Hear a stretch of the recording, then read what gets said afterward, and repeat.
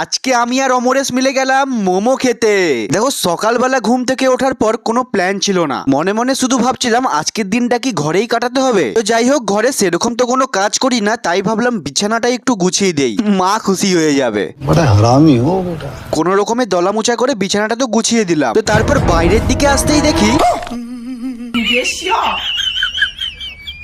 ঘরে প্রচন্ড ঠান্ডা লাগছিল, তাই বাইরে গিয়ে ব্রাশটা করছিলাম। খুব খিদে পাচ্ছিল বলে নিজেই বসে গেলাম পেঁয়াজ কাটতে। এবার তোমরা দেখতে চলেছো আমার রান্না করার প্রতিভা।